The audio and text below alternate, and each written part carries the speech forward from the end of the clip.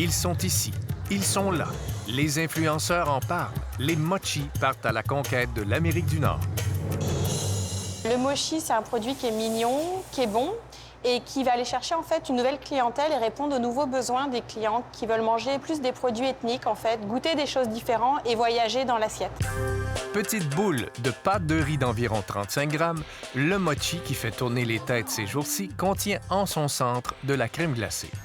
Natrel et le choix du président viennent tout juste de lancer leur gamme de mochi. Chez Coulé Simple, c'est le libre service pour une dizaine de saveurs. Ils servent eux-mêmes, ils font leur assortiment, donc ils peuvent les mettre sur une brochette pour les manger tout de suite ou faire un assortiment puis les ramener à la maison. Ça se mange vraiment avec les doigts, sans cornet, sans cuillère, sans rien. Qu'est-ce qui caractérise un bon mochi, selon vous? Pour moi, c'est la pâte de riz. En fait, la texture, le goût et surtout la pâte de riz. La pâte de riz, c'est ça, va être un petit peu élastique et assez épaisse, en fait. Le moins bon mochi, parfois, la crème glacée va se confondre avec la pâte de riz, alors que dans le bon mochi, on sent vraiment les deux textures, en fait, entre la pâte de riz et la crème glacée. Les mochis se déclinent aussi farcis, par exemple de sésame, de chocolat ou encore de fèves rouges.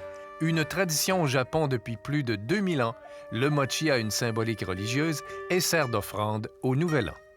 On dit que ce mochi, c'est quelque chose de sacré. On dit qu'il y a la Dieu qui vit dans la mochi. C'est du riz, c'était important pour Asiatiques, comme plat principal. Donc, pour la manger du riz, c'est vraiment important pour la vie. C'est pour ça qu'on dit qu'il y a la Dieu du riz. Et mochi, c'est une signification de toute la chance. Le mochi traditionnel est à la base une boule formée avec une pâte de riz collant. Cette pâte est façonnée en martelant de manière spectaculaire le riz collant cuit jusqu'à l'obtention de la texture désirée. Mais aujourd'hui, un appareil permet en 40 minutes d'obtenir un bon résultat. Mochi. Mochi. Mochi. Mochi. Mochi, ouais. Premièrement, on fait daifuku mochi. Une boule de pâte de fèves rouges sucrée au centre, la pâte azuki. Fermé. Fermé. Ah ouais. Fermé. Vous voulez essayer? Ben oui, pourquoi pas? En dessous. En dessous? Oui, et puis... Oui, c'est bon, oui. Hey! Parfait. Ok. Vous mangez ça. OK, on mange ça. Puis comme ça? Oui, oui, oui. Oh! Ouais. Un beau contraste avec la pâte de fèves puis la pâte qui est encore chaude. Là. Une autre variante est le kinako mochi, un mochi nature enrobé de poudre de fèves de soya rôti. Eh boy. Sur une première date, je dirais non. Mais ça goûte un peu l'arachide, la fève de soya rôti. C'est les enfants aiment ça. Maintenant, isobe mochi.